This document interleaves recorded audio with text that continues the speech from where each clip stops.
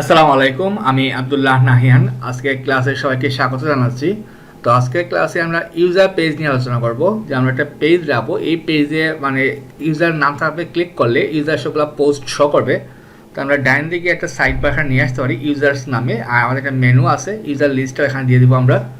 তো আমরা প্রথম সাইড বারে গিয়ে কী করতে পারি, আমরা এই যে সিঙ্গেল সাইড বারটা এটা একটু কপি করলাম, কপি করে আমরা এখন পেস্ট করলাম। ওকে, কী দিতে পারি, ইউজার্স নামে একটা ট্যাব দিলাম, ইউজার্স। তো আমাদের আউটপুটে কী আসবে খেয়াল করুন, আমাদের ইউজার্স আসছে কিন্তু সবগুলো পোস্ট চলে আসছে।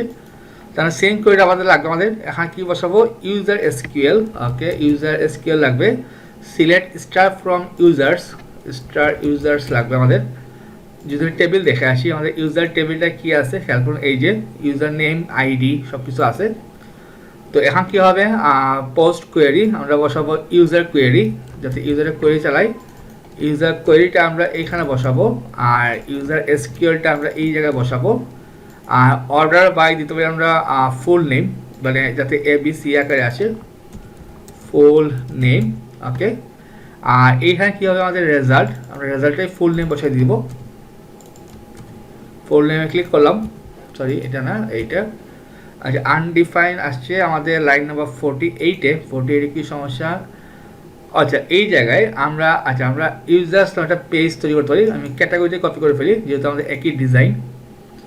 এইখানে আমি পেস্ট করলাম, রিনেম করে দিয়ে দিই আমি user.php নামে। ওকে, সরি user.php নামটা কপি করলাম, করে আমরা কোথাও বসাবো,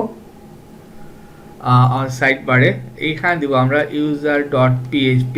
ওকে, আইডি কি হবে, ইকুয়াল রেজাল্ট আইডি, মানে যেহেতু আমরা আইডি অনুসারে আমরা লিঙ্ক করবো, এখানে রেজাল্ট তো আসে আমাদের। এখন পেজটা রিফ্রেশ দিই। ওকে, খেয়াল করুন আমাদের সবার নাম চলে আসছে ABC আকারে। আর যদি আমি এখন নামে ক্লিক করি, খেয়াল করুন আমাদের পেজে চলে আসে ক্যাটাগরি পেজ, কিন্তু ক্যাটাগরি হবে না, কি হবে আমাদের ইউজার। তো আমি ইউজারে যাব। তো প্রথমে আমাদের যে হেডার ফুটার বাক করতে হবে, তো আমি এখান থেকে নিয়ে আসি। আমাদের প্রথমে হেডার পার্টটা ব্রেড কার্ড থাকুক আপাতত, আমরা এইটা আপাতত ইউজার দিয়ে দিই, পরে আমরা ইউজার নামটা বসাবো আমরা টাইটেল দিয়ে। আচ্ছা, আর এইখানে আমাদের লুপ লাগবে, আর এটা আমাদের ফুটারটা আনতে হবে। আমি নিচ থেকে ফুটারটা কপি করে নিয়ে আসি, ইউজার এইটুকু পেস্ট করলাম, সরি ফুটার। ওকে, তারপরে আমার সাইড বারটা লাগবে, সাইড বারটা আমি এখানে বসাবো। কী হবে, সাইড বার ডট পিএইচপি। তো ইউজার্স কী অবস্থা, এখন এই অবস্থা আসছে, ইউজার্স থাকবে আপাতত। এখন পোস্ট আসবে।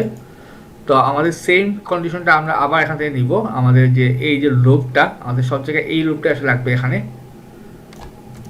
ইউজারে গেলাম, ইউজারে গিয়ে আমরা একটা রেখে সবগুলো বাদ দিয়ে দিব।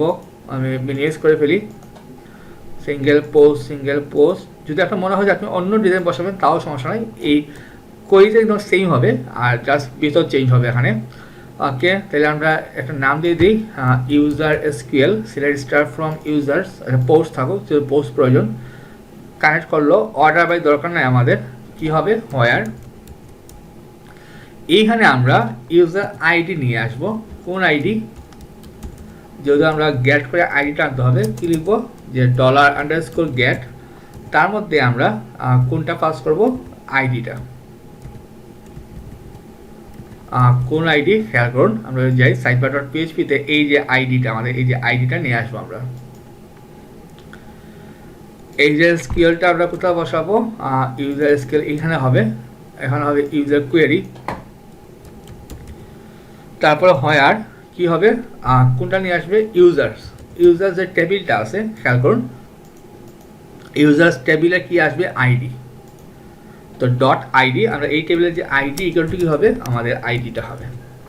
তো যার আইডি ম্যাচ করবে ওই ইনফরমেশনটা নিয়ে আসো। ওকে, ইউজার কোয়েরি থাকলো, রেজাল্ট MySQLi হবে কি ইউজার কোয়েরি। ওকে, বাকি সব ঠিক আছে, আমাদের রেজাল্ট যা যা আছে সব সেম থাকবে।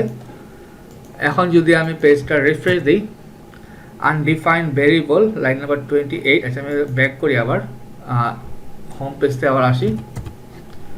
তো প্রথমে আমি এই আব্দুল্লাহ নাহিয়ান ক্লিক করলাম, আচ্ছা, আনডিফাইন চলে আসছে লাইন নাম্বার 28-এ।